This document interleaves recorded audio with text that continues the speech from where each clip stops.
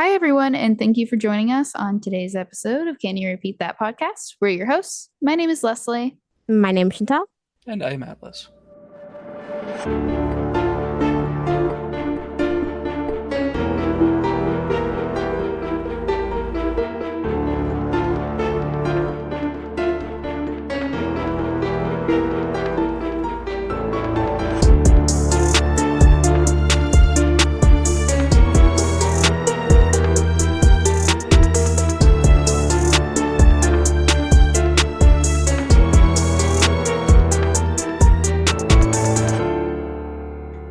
Okay.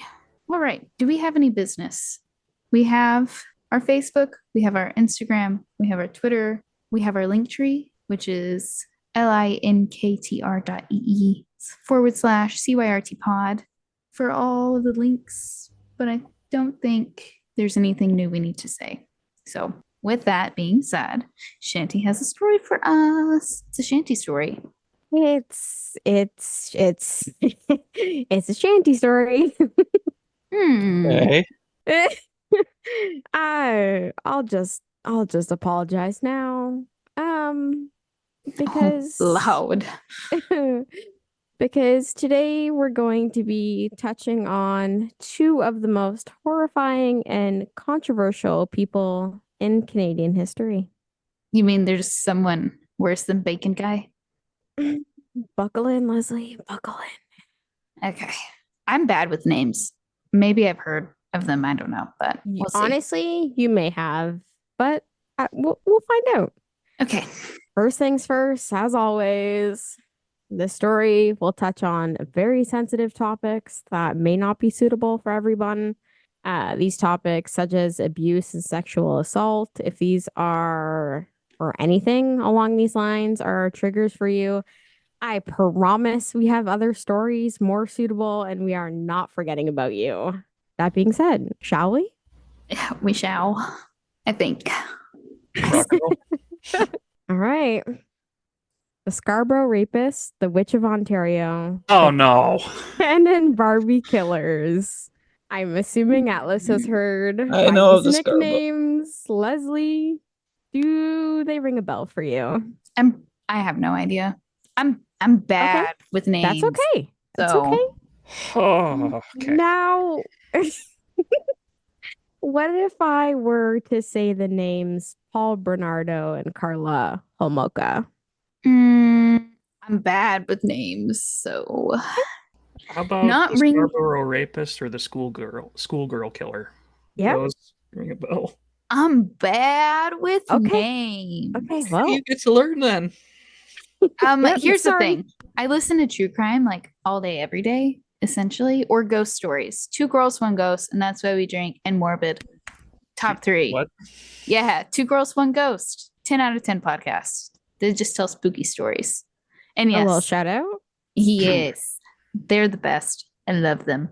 But yeah, I listen to this stuff all the time. It's easier for me to remember crimes than it is names. I don't know what Fair. that says about me, but No, fair. anywho, continue. So I'm gonna send you both a photo of them in the Discord. Oh my So- gosh. Okay. Yep. It just took the one. Okay. Yep. Yep. You do recognize So Mhm. Paul and Carla were a couple from St. Catharines, Ontario. They were picture perfect, living the dream. Good looking, wealthy, well educated, and well employed. But behind closed doors, they created a nightmare behind a happy facade.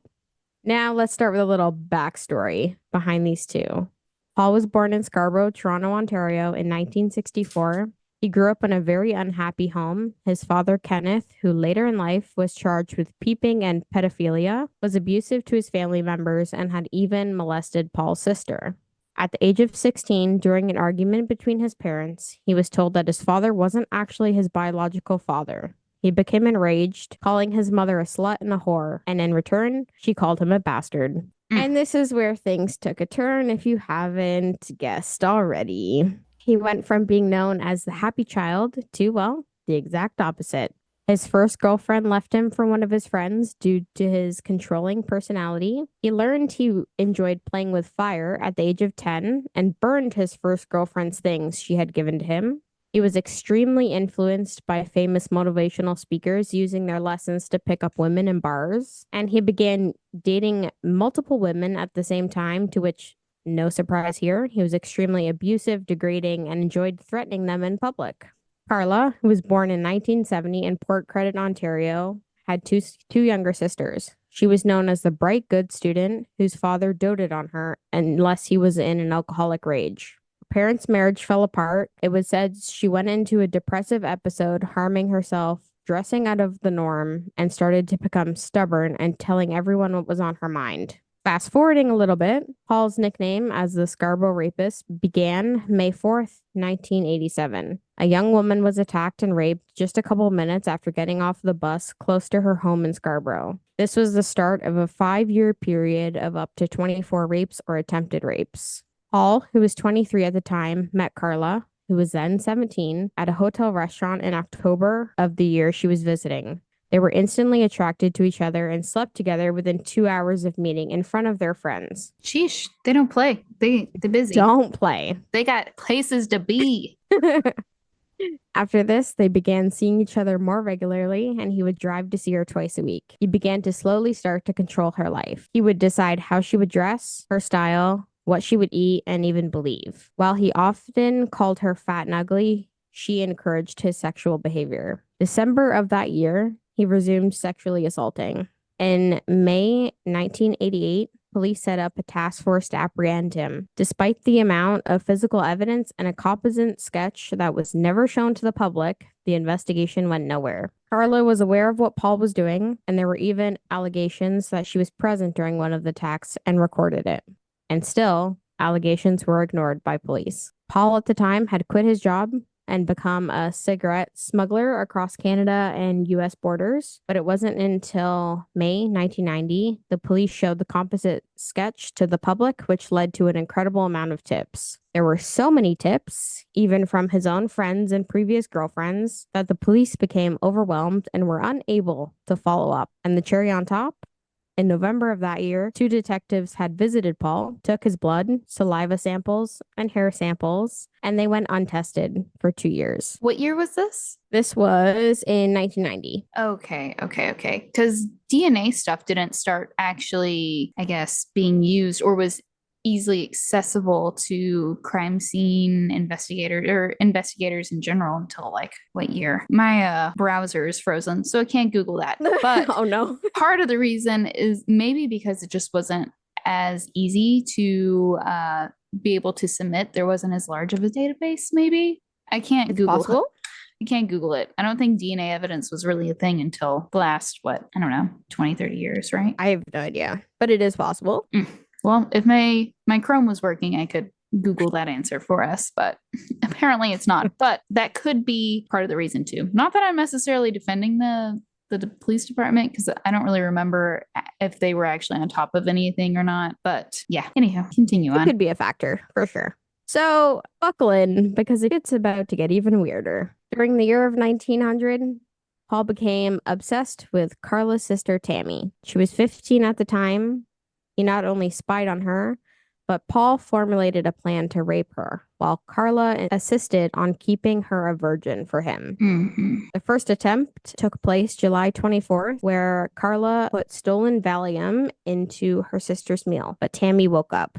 The second attempt took place December 23rd. This was described as Carla's Christmas gift to him, the gift being her sister's virginity. They spiked her drink while the parents were sleeping. During the unconscious assault, Carla held a rag soaked with halothane over her nose and mouth. Tammy began throwing up and stopped breathing. Carla failed to revive Tammy. They redressed her, moved her back to her bedroom, and called 911. Ignoring the chemical burns on Tammy's face, her death was somehow ruled accidental. Yeah. Hypothermia. Hypothermia. Full circle. Oh man, chemical burns. Yep. And they just were like, this is accidental. And Yeah. unfortunately, these I can't. This case drives me It- crazy. It doesn't get any better. I'm sorry. Mhm. So to put into perspective how messed up these two were, if the story so far hadn't made it clear, after Tammy died, the couple acted out and filmed sexual role play. Carla was acting as Tammy and wore her clothes, and to say the least, Paul continued to relive his fantasies. Mhm. Yeah. So sorry. Yeah. And yeah. Continue. On June 7, 1991, Carla invited over a teenager coworker to their new home. Carla told Paul she had a surprise wedding gift for him. They laced the teenager's drink and filmed raping her. The teenager woke up the next morning in her own throw up, had no recollection of the previous night, and went home. On June 15th, they found a new victim, Leslee, who was 14 years old at the time. And on June 29th, the only difference between Leslee and Tammy was that Leslee was revived. Carla called 911 back, saying that the crisis had been solved and the ambulance was recalled and no further investigation happened. My mom is a operator for a ambulance service. Mhm. And I actually asked her this question the other day when I saw her. Here, at least now, if someone calls an ambulance and requests medical assistance, even if they say, oh, never mind, we're good now, they still have to show up. So, I believe they do here also now.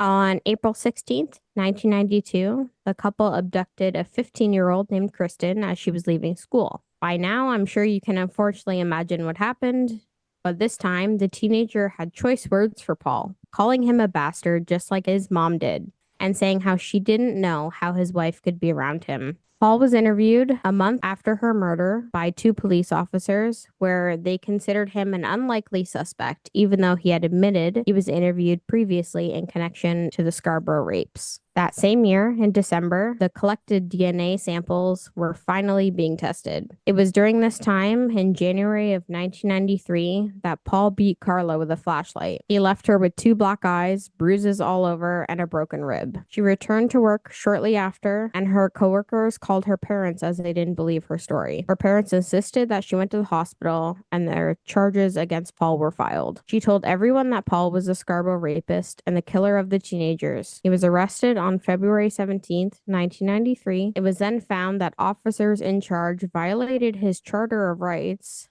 by not allowing him to call a lawyer despite his requests. This made his 8-hour interrogation inadmissible as evidence. Goody. A search warrant was executed for his home on February 19th. This search lasted 71 days, yet police failed to find video recordings of multiple assaults. After the search, his lawyer gained access to his home, where he retrieved the videotapes from a ceiling light fixture in an upstairs bathroom. He kept these videos for 16 months. It was at this time Carlos sought full immunity from prosecution in exchange for cooperation. It was denied. She was given 1 week to accept a 12-year prison term for manslaughter or face charges for the 3 murders. One of these murders were her sisters. She took the deal and testified against Bernardo in 1995, and in September of that year, he was sentenced to life in prison without parole for 25 years. He is kept in segregation because of the inmate threats against him, and there have even been an attempted attack in the segregation area by a group of 5 prisoners. This was stopped by riot police. Why? Great question.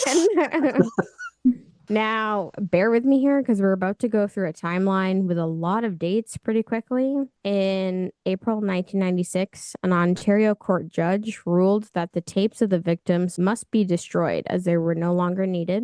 In July of that year, began a 6-month-long inquiry into the police investigation, which concluded that some of his crimes could have been prevented if DNA samples were processed quicker. In January of 1997, his lawyers were charged with obstruction of justice and child pornography and failing to overturn the videotapes. These charges were later acquitted. On July 4, 2005, Carla was released after her 12-year sentence, where she hid from the media on a Caribbean island under a different name. She would later then settle back in Montreal after she got married and had 3 children. Yeah, I heard about that, and there was apparently a pretty huge public outcry because it was found out she was volunteering at her kids' elementary school. Mhm. And I people were like, remember that. why Yep. the hell are you allowing her anywhere near kids? It's like, Protests. Yeah, there was riots. Yeah. Bernardo would attempt to appeal those appeals and his parole applications, all of which have been denied at the time of recording and will most likely always be denied as they should. We can hope. Yeah, yes, we can. Like Atlas said, there has been some major scrutiny over the last couple of years, not only with her volunteering, but Paul being moved from maximum security to medium security institution. But like we kind of touched on, it has all been covered in the media if anyone wishes to dive in further into that, because it's a lot. People were obviously very angry. Mm-hmm. But yeah, she's out there living her best life. Which Yes. she shouldn't be. She's No, no right to be. Correct. What kind of disgusts me, like when that happened, I found out that she had her name changed to Teal. Yes. A respelling of the name Teal, which Bernardo apparently also applied to have his name changed to Teal, which is the last name of a serial killer in a movie called Criminal Law. And so the fact that they both tried to and she actually succeeded in changing her last name to that of a serial killer's is just kind of disgusting. Do you think it was coincidence? Or No, I think it was absolutely intentional, and this woman is a word I can't say because we're going to be on YouTube. Mm-hmm. Yeah, honestly, probably intentional. Yeah. She's a psychopath for sure. You don't get better from wanting to give your little sister's virginity to your husband as a Christmas gift. You don't come back from that. No. Mm-hmm. Oh, and to answer my question, or I guess what I was saying earlier, is the first DNA analysis in Canada for investigative purposes was in April of 1989, so only a year before. So they probably didn't really have, they probably had a backlog of DNA tests to get to. That similar things have happened in the States as well whenever DNA was first being used. And the first time DNA was used in Canada in a trial was 1988. Damn. So that probably had something to do with it. But good thing that the investigators did go ahead and collect what they could from him at that time. Yeah. Although if it was more available at that time, maybe some of these deaths could have been prevented. And one thing that I do remember as well from listening to other podcasts is that Leslee, her body, after she had passed, they dismembered her, and buried her in concrete. Yeah. And her body was found on their wedding day. Yes, that's right. Mm-hmm. Yeah, her torso weighed over 200 pounds. And the only reason why they confirmed her identity was from dental records. So, yeah. Yeah, I remember specifically she had like an orthodontic like brace or something, which was one of the ways that it was actually really easy to identify her. Mm-hmm. I mean, I'm glad his parole keeps getting denied, and I hope they never let him out. I know it's 25 to life. I hope they go with life. And Leanne, Carla, whatever you want to call her, does not deserve to be walking free. I don't care. No. Yeah. Agreed. 12 years because she turned evidence against her husband. Yeah, no. Mm-hmm. She was just as much a part of it. If not, I mean, she opened the door for him to get her sister. Montreal, Quebec, you know what to do. Her agreement or her deal with the court system is referred to as the deal with the devil. Yes. Yeah, sounds about right. Yeah, just so sad. You know who doesn't get to live their life? The girls they murdered? Yep. Meanwhile, she got a Caribbean vacation and a name change. Yep. And her current husband is final. Does he not? I don't understand. I couldn't. I mean, and if like I didn't know and then I found out, no, that marriage would be done and you would never see those kids again. It's and then I always, with cases like this, of course, my heart hurts for the victims and the families and everyone affected by these people. But also, whenever they do go on to have their own kids, it's like setting them up for failure almost. Even with a name change. I mean, I don't know. We can be pretty scary. I don't blame the kids. You know, it's not their fault. Their mother's a psychopath. And I'm not blaming them whatsoever. But I'm just saying that they're going to know who their mom is, and so will their classmates probably before they do. Especially because the parents of the other children, you know, I feel bad for them. Well, and also her husband Fun fact, if no one knows this, her husband is her lawyer's brother. So he knew what he was getting into. He knows all the details. I'm confused. I'm sorry. Huh? Yeah. How do you know what she did, what she participated in, and Mhm. still be like, I'd tap that. I'd marry that. I I'd would have marry kids with that and that. have children with maybe that woman. maybe he's into the femme fatale, which okay, Ugh. you do you, I guess, or don't, Ugh. because Let's go with don't. Yeah. He's an attorney himself. I'm pretty sure I read that also, but his brother was her lawyer. Man. Mhm. And they used I'm the thing that this is all like you could go into a 6-hour podcast on this easily with every little detail, including the gory things and all. But one thing that just amazes me in the worst way possible is how the investigators saw the chemical burns on Tammy's face and was like, accident. Accident. Out of respect for the family and stuff, don't Google, the victims and corpses and stuff because that's messed up. But chemical burns, I'm assuming she had a rag over her face, and I don't imagine it was just like the size of a quarter worth of whatever it was that they had on it to cause chemical burns. Yeah, no, it so was I'm sure it was soaked. all over her Mhm. face. So I was reading more about what happened to her after she was released. Mhm. There were a large number of restrictions put on her. She was to always inform police of her home address, work address, and with whom she lives. She was Mhm. required to notify police as soon as any of the above changed. She was likewise required to notify police of any change to her name. If she planned to be away from home for more than 48 hours, she had to give 72 hours notice to the police. She could not contact Paul or the families of any of the victims or any criminals. She was forbidden to be with people under the age of 16, from consuming drugs other than prescription medicine, legally required to continue therapy and counseling, and provide police with DNA samples wherever she lived. Apparently, a local senator, someone named Michael Byron, declared these conditions placed on her were totalitarian, Huh? and then apologized 2 weeks later after the backlash from that one. Sure did. Backpedaling so quickly, he's probably supposed to make a beeping noise. Mhm. Back up like that. She apparently moved to Quebec because she said in an interview with Radio Canada that she found Quebec to be more accepting of her than Ontario. Quebec? What the fuck? Seriously. She acknowledged that she'd paid her debt to society legally, but not emotionally. Apparently, she also, in 2010, applied for a pardon, which, if you're convicted of first or second degree murder with indeterminate sentences, you can't. But you can have if you receive less than the maximum life sentence for just manslaughter, which she was convicted of, you can, your criminal record wouldn't be erased, but it would be covered up from background checks, except those required for working with children or other vulnerable people. She was denied, and apparently, in response, the House of Commons and Senate in Canada fast-tracked a bill in only 11 days to limit access to pardons for serious crimes. So, that's kind of funny that she spurred change. It's like, oh, she tried to get a pardon? Screw that. We're going to limit it from now on.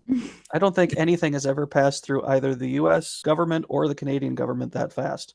11 days from When first we want to reading do to something, I pass. mean, we do it. Every politician was like, no, screw this person and all people like her. Yeah.